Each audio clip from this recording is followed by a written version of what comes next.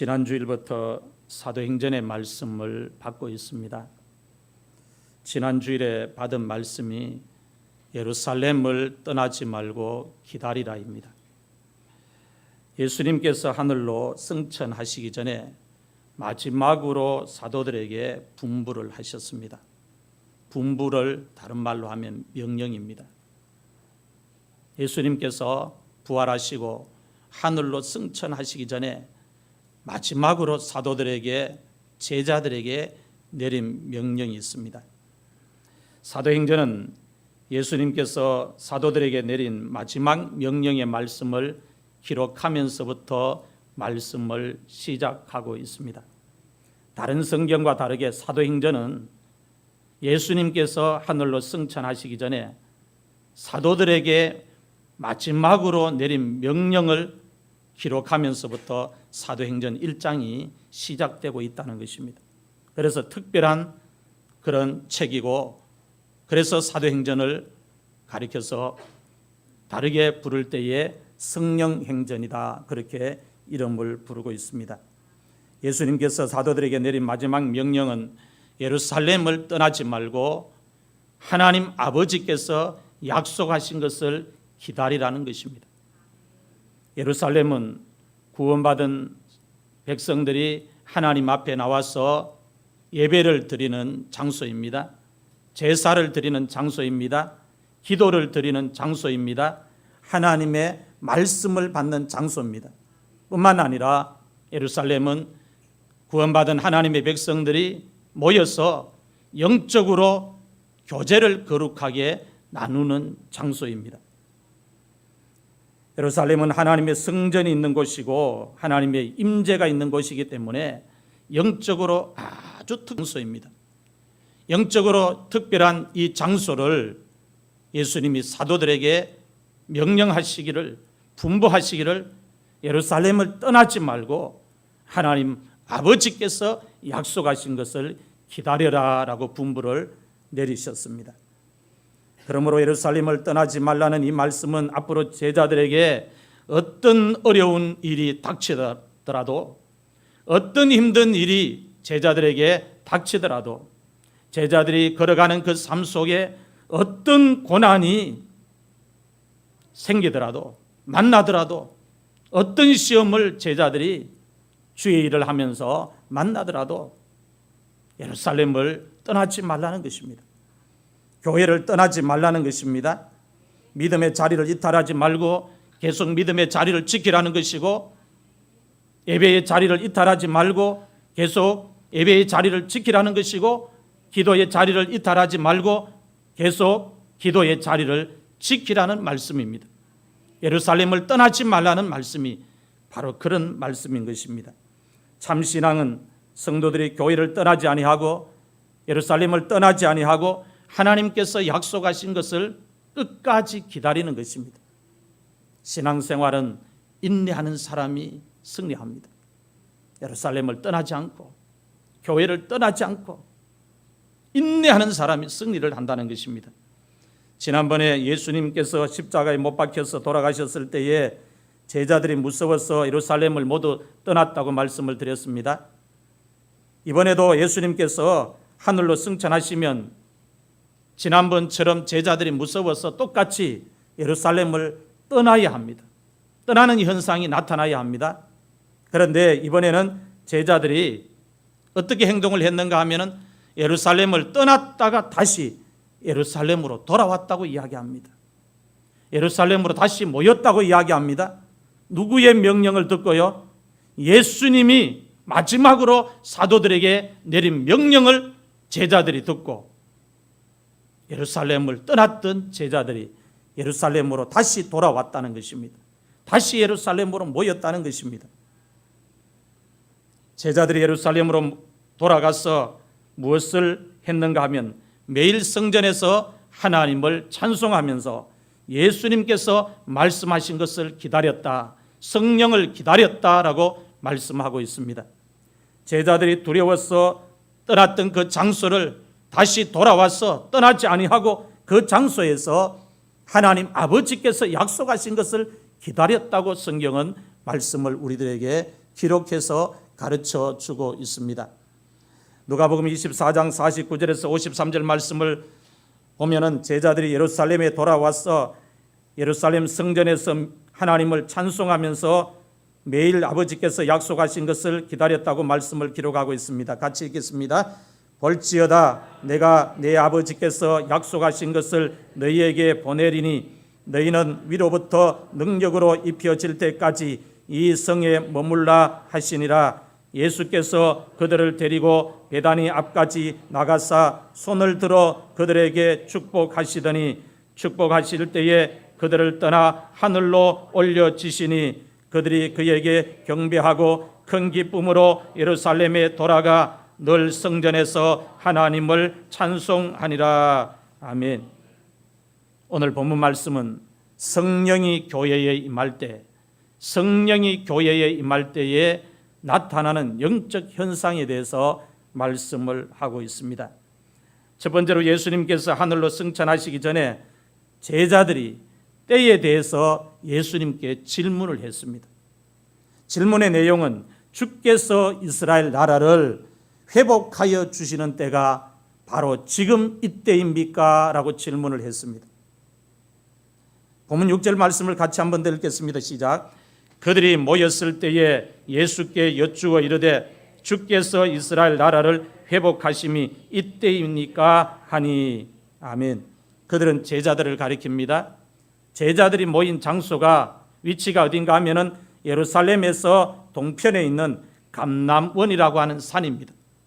그 산에 제자들이 모였습니다. 제자들이 감람원이라고 하는 산에 모여서 평소에 궁금하게 생각했던 것을 예수님께 물었던 것입니다. 그 물은 질문의 내용이 예수님께서 이스라엘 나라를 회복하여 주시는 때가, 이스라엘 나라를 예수님이 다시 되찾아 주시는 때가 지금 이때입니까? 그렇게 질문을 했습니다. 제자들이 예수님을 따라서 계속 마음속으로 궁금하게 생각했던 것이 있습니다. 예수님의 제자로 부름을 받고 예수님의 제자로 제자들이 따라오면서 계속 마음속에 궁금하게 생각했던 것이 있었는데, 그 궁금하게 생각했던 것이 무엇인가 하면은 예수님께서 이스라엘 나라를 회복하여 주시는 때가 언제인지, 때에 대해서, 시간에 대해서 궁금해하고 있었습니다. 그 궁금해하고 있었던 때를, 시간을 제자들이 지금 다 모여서, 부활하신 예수님 앞에 다 모여서 그 때를 지금 예수님 앞에 묻고 있는 것입니다. 제자들이 지금까지 예수님을 따라다니면서 예수님이 행하시는 많은 기적 표적을 봤습니다. 예수님께서 풍랑이 일어난 바다를 잔잔하게 하시는 것을 제자들이 지켜봤습니다. 예수님께서 침상에 누운 중풍병자를 고쳐주시는 것을 제자들이 봤습니다. 예수님께서 걷지 못하는 사람을 다시 걷게 하여 주는 것을 봤습니다. 예수님께서 말하지 못하는 사람을 다시 말을 하도록 고쳐주시는 것을 봤습니다. 온몸에 나병이 걸려서 불행한 삶을 살아가고 있는 사람을 예수님이 고쳐주신 것을 제자들이 봤습니다. 빈들에서 보리떡 5개와 물고기 2마리를 가지고 많은 사람들에게 떡을 떼어주시면서 그 많은 사람들을 다 배부르게 먹여주시는 것을 제자들이 봤습니다. 죽은 사람을 다시 살리는 것도 봤습니다. 제자들이 지금까지 예수님을 따라다니면서 예수님이 얼마나 큰 능력을 가지고 계시고 얼마나 큰 권세를 가지고 있는 것을 두 눈으로 생생하게 목격을 했습니다. 이렇게 예수님을 제자들이 따라다니면서 예수님이 행하시는 능력, 기적, 이것을 보면서 마음속으로 제자들이 생각했습니다. 예수님께서 예루살렘에 올라가셔서 로마의 지배를 받고 있는 이스라엘 나라를 틀림없이 다시 회복하여 주실 것이다. 틀림없이 이스라엘 나라를 로마의 지배로부터 다시 되찾아 주실 것이다 생각하고 믿었습니다.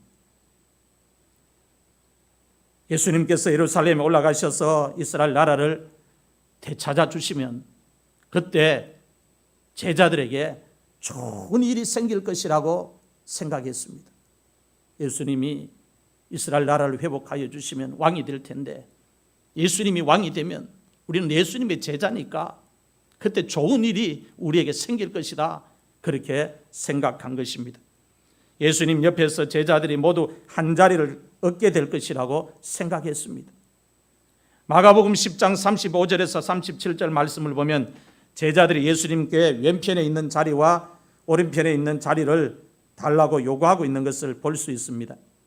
오늘날도 보면은 대통령을 중심으로 해서 오른팔이니 왼팔이니 그렇게 말하지 않습니까? 그 힘 있는 중요한 자리에 예수님이 이스라엘 나라를 다시 되찾아 주시면 그 왼편의 자리와 오른편의 자리를 제자들이 지금 달라고 요구를 하고 있습니다. 말씀을 같이 읽겠습니다. 시작. 세베대의 아들 야고보와 요한이 주께 나와 여짜오되 선생님이여 무엇이든지 우리가 구하는 바를 우리에게 하여 주시기를 원하옵나이다. 이르시되 너희에게 무엇을 하여 주기를 원하느냐 여짜오되 주의 영광 중에서 우리를 하나는 주의 우편에 하나는 좌편에 앉게 하여 주옵소서. 아멘. 지금 제자들은 가슴이 설렙니다. 죽은 줄로만 알았던 그 예수님이 다시 살아났어요. 그래서 그 예수님에게 기대를 가지고 있는 겁니다. 이 자리를 요구하는 것은 예수님이 십자가에 못 박혀 죽기 전의 일입니다. 그러니까 이 사도행전에 지금 제자들이 때를 묻는 것은 옛날에 자기들에게 사라져버렸던 그 꿈이 다시 살아날 수 있다고 생각하고 때를 물은 것입니다. 그런데 예수님께서 예루살렘에 올라가셔서 이스라엘 나라를 회복하여 주시지 않았습니다. 예수님 따라가면서 예수님 예루살렘에 올라가면 왕이 되어서 이스라엘 나라를 되찾아 주실 줄 알고 생각하고 왕이 되실 줄 알고 기대했는데 예수님이 이스라엘 나라를 되찾아 주시지 않았습니다. 힘없이 사내들인 공회에 붙잡혀 가서 신분을 받은 후에 십자가에 못 박혀서 돌아가 버렸습니다. 돌아가셨어요. 십자가에 못 박히셔서 예수님이 죽으셨습니다. 예수님께서 나귀를 타시고 예루살렘 성 안에 들어가실 때만 해도 제자들이 기대를 잔뜩 하고 있었습니다. 사람들이 종려나무 가지를 흔들고 또 길에 깔고 호산나 하고 왕이 입성하는 것처럼 광경이 펼쳐졌습니다. 기대를 하고 있었는데 예수님께서 십자가에 못 박혀서 돌아가심으로 말미암아 제자들이 예수님께 가졌던 기대, 예수님께 가졌던 꿈이 모두 사라져버렸습니다. 사라져버린 기대가, 사라져버린 꿈이 예수님께서 죽은 자 가운데서 다시 살아나심으로 말미암아 다시 되살아났어요. 다시 예수님에게 기대를 가질 수 있게 되었다는 겁니다. 그들이 모였을 때에라는 말씀은 예수님께서 부활하시고 나서 제자들이 기대를 가지고 다시 한자리에 모인 시간을 말씀하고 있는 것입니다. 제자들이 모두 한자리에 모였을 때 예수님께 질문을 했습니다. 예수님께서 이스라엘 나라를 회복하여 주시는 때가, 되찾아 주시는 때가 이때입니까? 기대를 가지고 지금 제자들이 예수님께 질문을 했습니다. 이때가 맞다면 제자들은 이제 횡재했다는 거예요. 이제 꿈을 실현한다는 겁니다.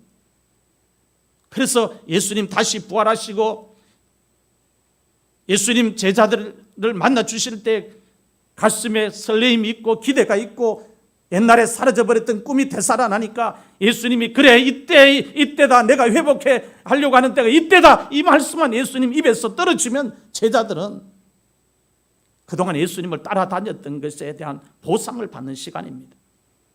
그런데 예수님께서 제자들에게 말씀하셨습니다. 때와 시기는 아버지께서 자기의 권한으로 정하여 놓으셨기 때문에 너희가 알 바가 아니다. 예수님이 지금 기대하고 있는 제자들에게 전혀 다른 대답을 하고 계십니다. 제자들은 지금 때에 관심을 가지고 있습니다. 예수님께서 이스라엘 나라를 회복하여 주시는 때가 언제인지 제자들은 거기에 지금 마음을 집중하고 있어요. 거기에 신경을 다 기울이고 있습니다. 때에 관심을 가지고 있는 제자들에게 예수님께서 어떻게 말씀하고 있느냐 하면, 때에 관심을 가지지 말고 이스라엘 나라가 회복되어지는 그때에 관심을 가지지 말고 너희들이 관심을 가져야 하는 것이 있는데, 그게 뭐냐? 성령에 관심을 가져라. 사명을 감당하는 데 관심을 가져라. 복음의 증인으로 마지막 시대에 살아가는 데 관심을 가져라 하면서 제자들이 가지고 있는 그 관심의 방향을 전혀 다른 쪽으로 지금 예수님이 돌려놓고 계신다는 거예요. 제자들은 지금 예수님이 이스라엘 나라를 회복해 주시면, 예루살렘에서 이스라엘 나라를 다시 되찾아 주시면 예수님이 왕이 되고 그때의 제자들이 전부 한 자리를 다 얻게 될 것이라고 기대를 하고 있는데, 예수님이 제자들에게 지금 하시는 말씀은 이스라엘 나라가 회복되는 때에 관심을 가지지 말고 하나님 아버지께서 내려주시는 성령에 관심을 가져라. 네가 구원을 받았으면, 하나님의 자녀가 되었으면, 백성이 되었으면 사명을 감당하는 자로서 사명에 관심을 가져라. 네가 복음을 먼저 들었으면 복음을 나누어 주는 자로서 복음의 증인이 되는데 관심을 가져라면서 관심의 방향을 다른 데 돌려라고 말씀하고 계십니다. 사랑하는 성도 여러분, 오늘 여러분들은 지금 관심을 어디에 두고 살아가고 있습니까? 여러분들이 지금 두고 있는 관심은 무엇입니까? 지금 여러분들이 관심을 어디에 두고 있습니까? 두고 있는 관심이 무엇입니까? 지금 여러분들이 관심을 두고 있는 것이 육체입니까? 영혼입니까? 지금 여러분들이 관심을 가지고 있는 것이 땅입니까? 하늘입니까? 제자들처럼 이스라엘 나라가 회복되어서 세상에서 한 자리를 크게 얻는 것입니까? 관심을 두고 있는 것이 세상에서 성공하는 것입니까? 지금 여러분들이 관심을 두고 있는 것이 돈을 많이 벌어서 인생을 편안하게 살아가는 것입니까? 오늘 여러분들이 관심을 두고 있는 것이 경제적인 능력이 뒷받침되어서 자녀들을 뒷바라지 잘해서 자녀들을 세상에서 성공시키는 것입니까? 그래서 성공을 시켜서 제자들이 예수님 오른편에 왼편에 자리를 요구한 것처럼 그 성공한 자녀 때문에 우리의 어깨에 힘이 들어가고 우리가 세상의 어떤 포지션이 보장되는 것입니까? 자리가 보장되는 것입니까? 예수님께서 지금 제자들에게 잘못된 관심의 방향을 돌려라고 말씀하고 계십니다. 예수님께서 오늘 우리들에게 너희가 지금 가지고 있는 그 관심의 방향이 잘못되었다. 네가 지금 가지고 있는 관심의 방향이 잘못되었다. 잘못된 그 관심의 방향을 바르게 돌려라. 그렇게 말씀합니다. 이게 사도행전의 시작입니다. 관심의 방향을 돌려야 교회가 성령 행전을 계속 이어서 쓸 수 있고, 관심의 방향을 돌려야 성도 개인이 성령 행전을 계속 자기의 삶을 통해서 쓸 수가 있다는 것입니다. 관심의 방향을 땅의 나라가 회복되는 데 두지 말고, 관심의 방향을 세상에서 성공해서 잘 먹고 잘 사는 데 두지 말고, 관심의 방향을 아버지께서 너희에게 약속하신 성령을 부어주시는 것을 받는 데 두라고. 관심의 방향을 그리스도의 제자로서 사명을 감당하는 데 두라고. 관심의 방향을 세상에서 복음의 증인이 되는 데 두라고 예수님께서 지금 모여있는 제자들에게 관심의 방향을 돌려라. 너희들이 지금 관심의 방향이 잘못되었다. 이 관심의 방향을 고치지 않으면 나를 온전히 따라올 수 없고 내 증인이 될 수가 없다. 그래서 때에 대해서 관심을 가졌던 그 잘못된 관심의 방향을 지금 이 순간부터는 돌려라, 바꿔라, 바르게 해라, 그렇게 말씀하고 있습니다. 오늘 우리가 사도행전의 이 말씀을 받으면서 우리의 관심의 방향도 달라져야 합니다. 여러분, 예수 믿는 최종 목적이 천국 가는 것이 될 수 있기를 바랍니다. 20년, 30년, 40년 평생 교회 다니고 예수 믿었는데 그 신앙의 끝이 마지막에 내가 가서 보니 천국이 아니면 얼마나 불행입니까? 잘못된 결과가, 신앙생활의 잘못된 결과가 우리에게 마지막에 주어질 수도 있다는 거예요. 신앙생활의 잘못된 결과가 우리에게 주어지는 이유가 무엇입니까? 이 땅에 살면서 관심의 방향을 잘못 설정하면 신앙생활의 마지막 결과가 잘못되어질 수 있다는 겁니다. 그래서 예수님이 지금 제자들이 가지고 있는 이 관심의 방향이 잘못되어 있는데 이것 안 고치면 이것 때문에 계속 넘어진다는 겁니다. 이것 때문에 계속 시험 든다는 겁니다. 이것 때문에 예수님 떠나고, 이것 때문에 예수님 부인하고, 예수님 배반하고, 예수님 판다는 겁니다.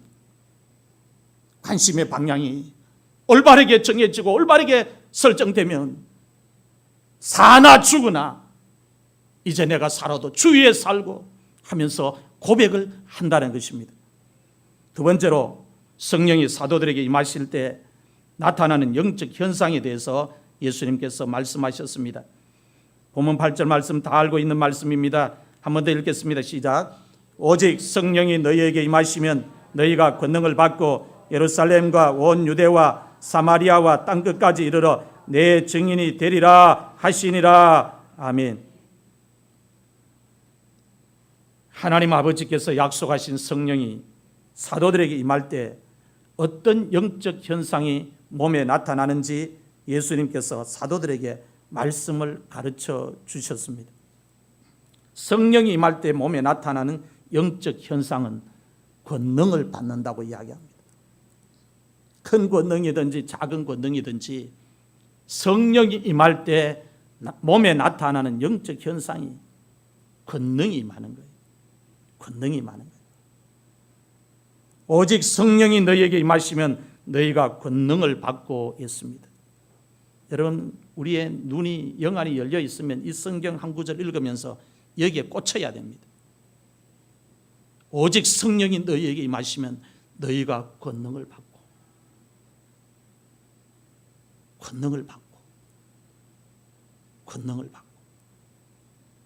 너희가 권능을 받는다는 말씀은 성령이 임하시면 너희가 하늘의 권능을 받는다는 말씀입니다. 하늘의 권능은 땅의 권능과 근본적으로 다릅니다. 성령이 임하면 하늘의 권능을 받습니다. 하늘의 권능은 성령이 임해야만 받을 수 있어요. 그러면 왜 사도들이 하늘의 권능을 받아야 합니까? 왜 주님께서 사도들에게 하늘의 권능을 받아야 한다고 가르치고 있습니까? 하늘의 권능을 사도들이 받아야 하는 이유가 무엇입니까? 지금까지 사도들이 예수님을 따라다니면서 예수님에게서 들은 말씀이 부족했습니까? 그렇지 않습니다. 그런데 왜 예수님이 사도들에게 하늘의 권능을 받아라고 말씀하고 있고 사도들이 하늘의 권능을 받아야 하는 이유가 무엇이냐 이 말입니다. 하늘의 권능을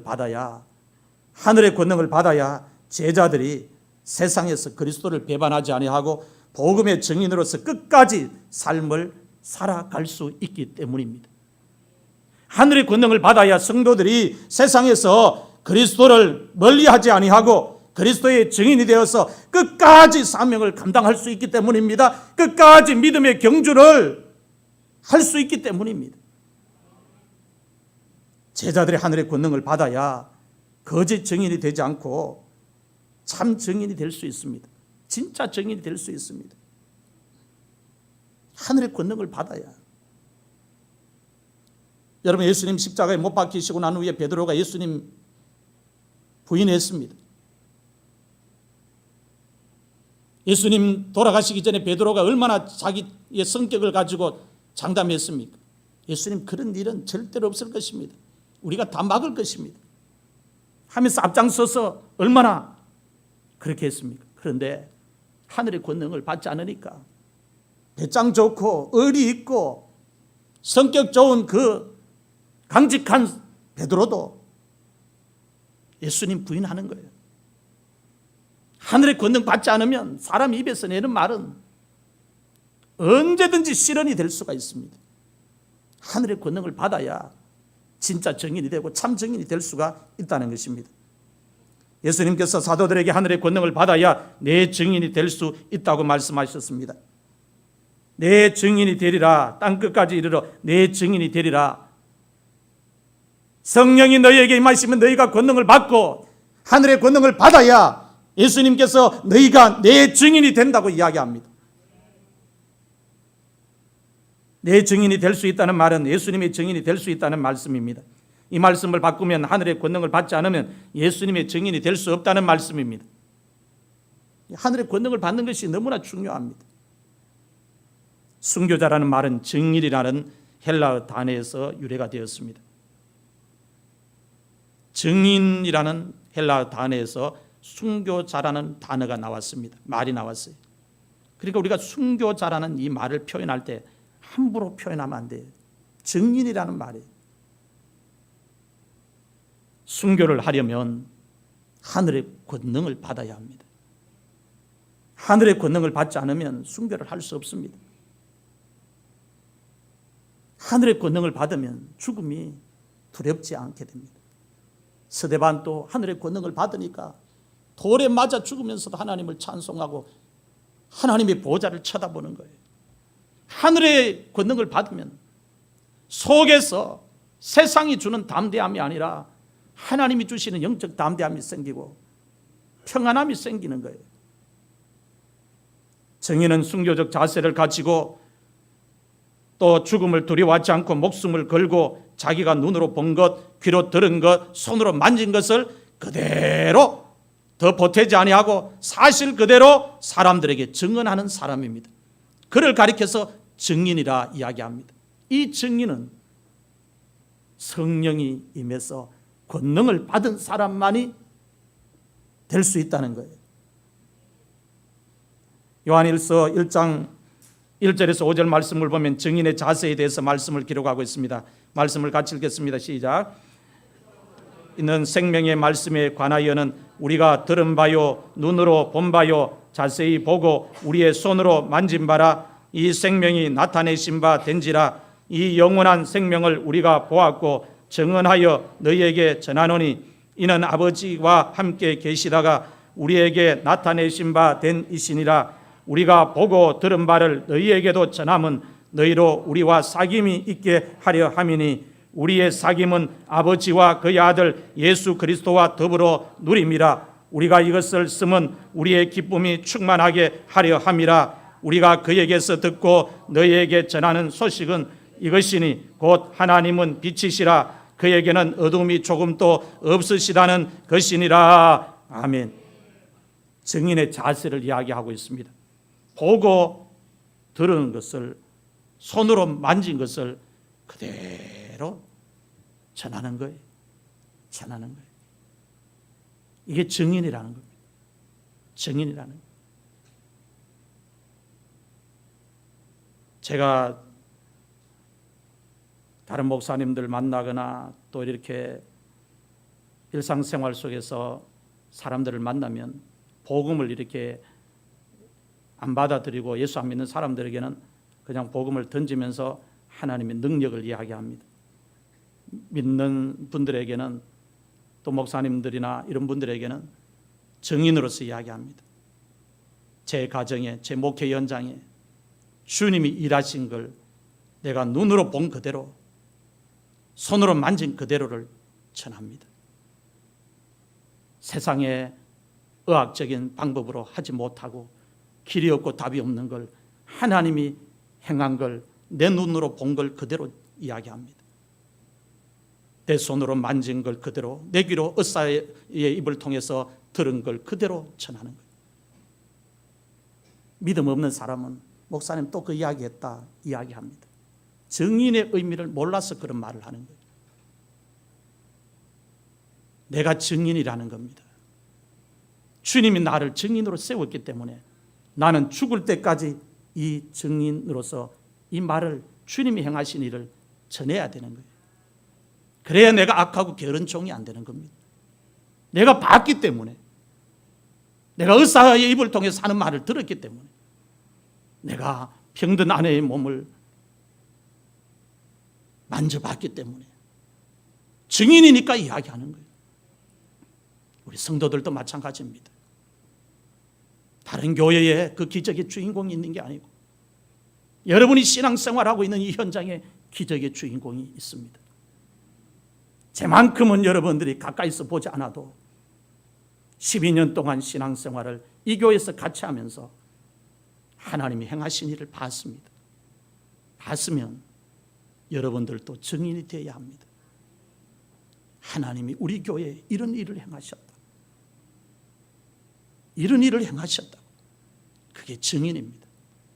우리가 증인 역할 사명 감당 잘하면 성령님이 우리에게 부어주시는 은혜, 성령님이 교회에 부어주시는 은혜는 넘쳐날 것입니다. 차고 넘칠 것입니다.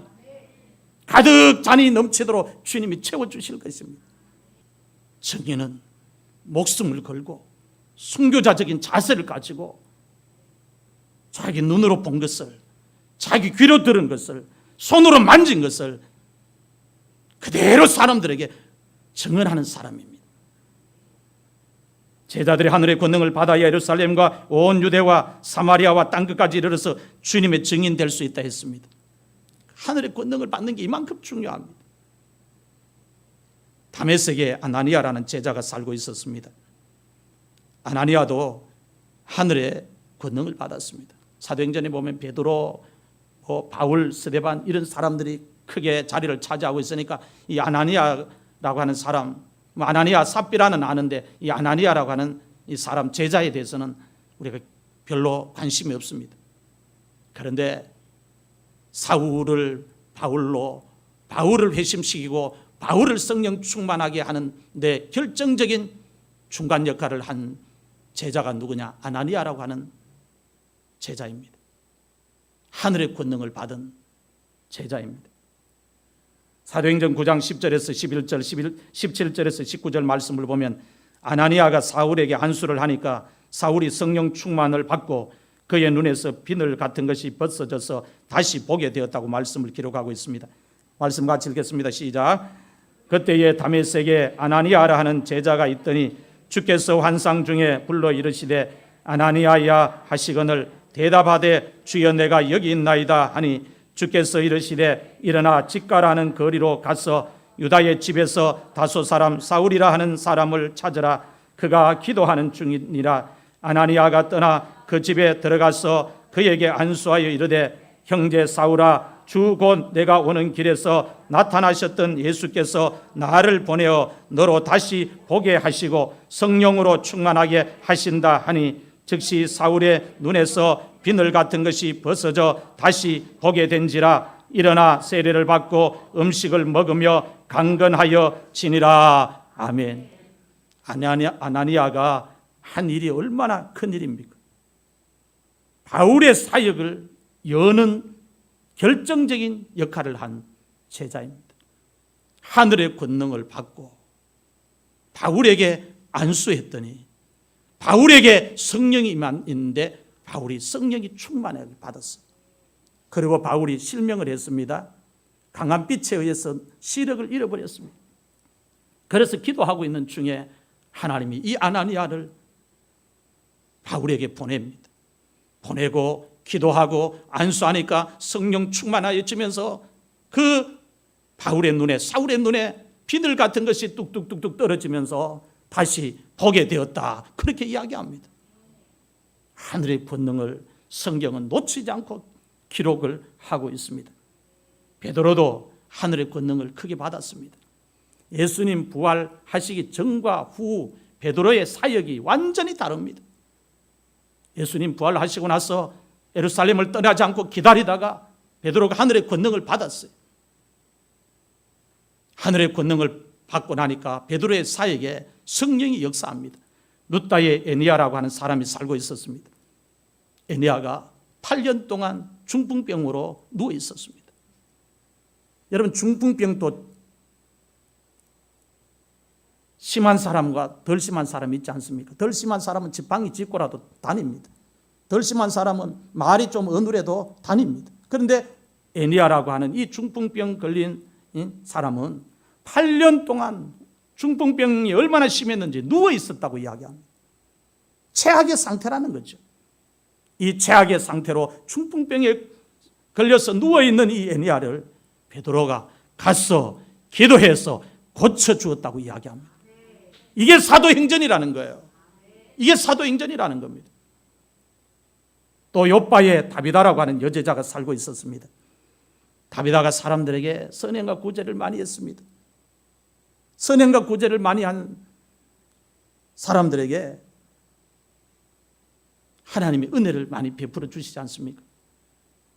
이 다비다가 선행과 구제를 사람들에게 많이 하면서 살다가 몸에 병이 들어서 죽어버렸어요. 이 다비다가 죽으니까 사람들이 다비다가 죽었다는 소식을 듣고 모입니다. 모이고는 룻다에 지금 베드로가 와서 8년 동안 중풍병으로 누워있는 애니야를 고쳤다, 그 소문을 듣고 사람들이 모여서 의논을 해서 두 사람을 요바에서 룻다로 보냅니다. 룻다와 요바는 거리상 가까이 있습니다. 빨리 베드로를 청합니다. 다비다가 선행과 구제를 이렇게 많이 한 사람인데 너무 아까운 사람이 죽었다고 빨리 와서 좀 어떻게 좀 해달라고 두 사람을 보내서 청을 해서 초청을 했습니다. 베드로가 그 청을 받고 룻다에서 요바로 왔습니다. 요바로 오니까 사람들이 다 모입니다. 그 동네 사람들이 다 모입니다. 다 모여있는데 사람들이 전부 웁니다. 너무 아까운 사람이, 너무 착한 사람이 죽었다고 이야기합니다. 베드로 앞에 속옷도 내놓고 겉옷도 내놓습니다. 내놓으면서 이 옷을 전부 다비다가 우리에게 해준 겁니다 하면서 과부들이 다비다에게 받은 옷을 다 베드로에게 보이면서 좀 살려달라고 이야기합니다. 사람을 따라 베드로가 다락방으로 올라갑니다. 사람들도 같이 따라 올라옵니다. 다락방에 가니까 다비다를 깨끗하게 씻어서 눕혀놨습니다. 시체입니다. 죽은 사람입니다. 이제 장례식만 남아있습니다. 시체를 씻었으니까. 베드로가 다락방까지 따라온 사람들을 다 내보냅니다. 문을 닫고 하나님 앞에 무릎 꿇고 기도합니다. 하나님, 이 다비다가 주님이 기뻐하신 일을 많이 했다고 하는데 하나님 은혜 베풀어 주십시오. 하나님 불쌍히 여겨 주십시오. 하면서 이 다비다를 놓고 기도합니다. 기도를 다 마치고 난 후에 베드로가 죽은 다비다를 보고 말을 합니다. 다비다야 일어나라. 다비다야 일어나라. 여러분, 이 말씀을 들으면 무슨 말씀이 기억납니까? 예수님이 죽은 나사로의 무덤 앞에서 나사로야 나오너라, 나사로야 나오너라 하는 그 말씀과 연결되지 않습니까? 죽어있는 이 다비다의 시체를 향해서 다비다야 일어나라, 다비다야 일어나라고 선포합니다. 그렇게 베드로가 다비다를 보고 일어나라고 하니까 죽은 다비다가 눈을 뜨고 베드로를 보고 일어나서 자리에 앉았다고 성경은 기록하고 있습니다. 그리고 사람들을 다 다시 모이게 해서 살아난 이 다비다를 사람들에게 내보내 주었다, 성경이 이야기하고 있습니다. 이게 사도행전입니다. 이게 사도행전이에요. 여러분, 베드로가 룻다에서 8년 동안 중풍병으로 누워있는 애니야를 고쳐주고 베드로가 요바에서 죽은 다비다를 살린 이 일은 아무나 할 수 없습니다. 세상적으로 지식 공부하기 많이 가지고 있다고 해서 할 수 있는 일이 아닙니다. 이 일은 하늘의 권능을 받아야만 할 수 있는 일이라는 거예요. 하늘의 권능을 받아야만 할 수 있는 일이라는 거예요. 사도행전 9장 32절에서 35절 말씀을 보면 베드로가 루다에서 중풍병으로 8년 동안 누워있는 에니야를 고친 일을 기록하고 있습니다. 말씀을 같이 읽겠습니다. 시작. 그때에 베드로가 사방으로 두루 다니다가 루다에 사는 성도들에게도 내려갔더니 거기서 에니야라 하는 사람을 만나매 그는 중풍병으로 침상 위에 누운 지 8해라. 베드로가 이르되 에니야야, 예수 그리스도께서 너를 낫게 하시니 일어나 내 자리를 정돈하라 한데 곧 일어나니 루다와 사론에 사는 사람들이 다 그를 보고 주께로 돌아오니라. 아멘. 사도행전 9장 36절에서 42절 말씀을 보면 베드로가 욥바에서 죽은 다비다를 기도해서 살린 일을 기록하고 있습니다. 말씀을 같이 읽겠습니다. 시작. 욥바에 다비다라 하는 여제자가 있으니 그 이름을 번역하면 도르가라. 선행과 구제하는 일이 심히 많더니 그때에 병들어 죽음에 시체를 씻어 다락에 누이니라. 루다가 욥바에서 가까운지라. 제자들이 베드로가 거기 있음을 듣고 두 사람을 보내어 지체 말고 와 달라고 간청하여 베드로가 일어나 그들과 함께 가서 이르매 그들이 데리고 다락방에 올라가니 모든 과부가 베드로 곁에 서서 울며 도르가가 그들과 함께 있을 때에 지은 속옷과 겉옷을 다 내보이거늘 베드로가 사람을 다 내보내고 무릎을 꿇고 기도하고 돌이켜 시체를 향하여 이르되 다비다야 일어나라 하니 그가 눈을 떠 베드로를 보고 일어나 앉는지라. 베드로가 손을 내밀어 일으키고 성도들과 과부들을 불러들여 그가 살아난 것을 보이니 온 욥바 사람이 알고 많은 사람이 주를 믿더라. 아멘. 하늘의 권능을 받는 것이 이렇게 중요합니다. 하늘의 권능을 받는 방법은 성령이 임해야 합니다. 교회가 하늘의 권능을 받는 방법도 성령이 임해야 되고 성도 개인이 하늘의 권능을 받는 방법도 성령이 임해야 합니다. 주의 종들도 목회를 하면서 하늘의 권능을 받아야 합니다. 신학대학원 졸업하고 고시 치고 안수 준다고 다 끝나는 게 아니라 이 말이에요. 하나님의 종들은 하나님의 손에 붙들려서 쓰임을 받으려면 하늘의 권능을 받아야 돼요.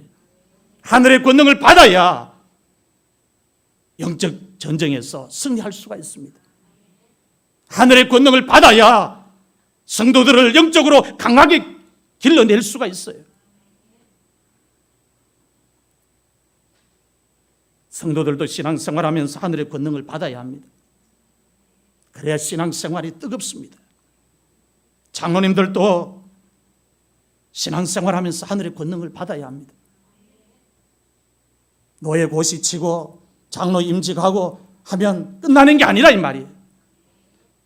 장립집사로 세워가 강단에 올라와서 안수 주고 권사로 취임하고 그게 끝이 아니라 이 말입니다. 하늘의 권능을 받아야, 하늘의 권능을 받아야 주님이 주신 직분을 충성스럽게 감당한다는 것입니다. 하늘의 권능을 받지 않으면 목사도 가짜가 되고 장로님들도 가짜가 될 수가 있다 이 말이에요. 사도행전은 그걸 우리에게 이야기합니다. 하늘의 권능을 받아라는 거예요. 그래서 하늘의 권능을 받기 위해서 끊임없이 하나님 앞에 무릎을 꿇고 하나님 내 생에 이러다가 신앙생활 끝마치기 싫습니다. 이러다가 목사로서 목회생활 끝마치기 싫습니다. 이렇게 신앙생활 하면서 내가 장로로 임직을 받았는데 신앙생활 끝마치기 싫습니다. 내가 권사로 장집사로 임직을 받았는데 이렇게 신앙생활 끝마치기 싫습니다. 성령을 부어주십시오. 하늘의 권능을 부어주십시오. 권능 받아 주님이 기뻐하시는 직분자 되기를 원합니다 하면서 매달리면 성령이 임한다 이 말이에요. 하늘의 권능이 임한다는 거예요. 하늘의 권능을 받아야 교회에서 성도들이 신앙생활을 육으로 하지 않고 성령으로 할 수 있습니다. 지난주일에 바울이 자신이 선교하고 있는 선교 현장에 성령이 나타나지 않을까 봐 두려워하면서 떨었다고 말씀을 드렸습니다. 성령이 나타나지 않을까 봐 두려워서 떨었다는 말은 하늘의 권능이 목회 현장에 나타나지 않을까 봐 바울이 두려워서 떨었다는 거예요. 하나님은 그걸 보는 거예요. 그거 보는 거예요. 하늘의 권능이 얼마나 소중한가를 바울이 알았기에 자신이 설교하는 그 현장에, 선교하는 현장에, 기도하는 그 현장에, 교회를 방문하는 그 현장에 하늘의 권능이 나타나지 않을까 봐 바울이 두려워하면서 벌벌 떨었다고 이야기합니다. 바울도 떠는데 우리가 안 떤다면 비정상 아닙니까? 바울이 하늘의 권능이 나타나지 않을까 봐 떨었는데, 그렇게 많은 은사를 받은 종이 떨었는데 우리가 주님 앞에 서서 직분 감당하면서 떨지 않는다면 비정상 아닙니까? 이런 떨림이 우리에게 있을 때 우리가 사도행전의 주인공이 될 수가 있어요. 성령이 나타나야 하늘의 권능이 바울에게 임합니다. 그걸 알았어요. 그래서 바울이 하늘의 권능이 나타나지 않을까 봐, 성령이 자기에게 나타나지 않을까 봐 벌벌벌 떠는 거예요. 벌벌 떠는 거예요. 사랑하는 성도 여러분, 성령이 마실 때 부어주시는 하늘의 권능을 여러분들 받으시기를 바랍니다. 하늘의 권능을 받아야 예루살렘과 온 유대와 사마리아와 땅끝까지 주님의 증인이 될 수가 있어요. 하늘의 권능을 받아야 여러분의 가정을 구원할 수가 있어요. 하늘의 권능을 받아야 여러분들이 능력자로 세워질 수가 있습니다. 성령이여 강림하사 크신 권능 줍소서. 원하옵고 원하오니 충만하게 하소서. 예수여 비오니 나의 기도 들으사. 예통하며 회개할 맘 충만하게 하소서. 우리 3절 같이 한번 부르겠습니다. 힘이 없고 연약하나 엎드려서 비오니 성령 강림하옵소서. 충만하게 하소서. 예수여 비오니 나의 기도 들으사. 예통하며 회개할 맘 충만하게 하소서. 아멘. 성령은 하나님께서 성도들에게 내려주시는 선물 중에서 가장 귀한 선물입니다. 가장 귀한 선물이기 때문에 성도들이 믿음 생활하면서 반드시 받아야 하는 것입니다. 오직 성령이 너희에게 임하시면 너희가 권능을 받고 예루살렘과 온 유대와 사마리아와 땅끝까지 이르러 내 증인이 된다고 예수님께서 말씀하셨습니다. 오늘 남천승리교회에 성령이 크게 임해서 성도들이 하나님 앞에 나와서 예배를 드릴 때마다, 말씀을 받을 때마다 성령님의 역사가 강하게 나타날 수 있는 주의 몸된 교회가 될 수 있기를 주의 이름으로 축원합니다.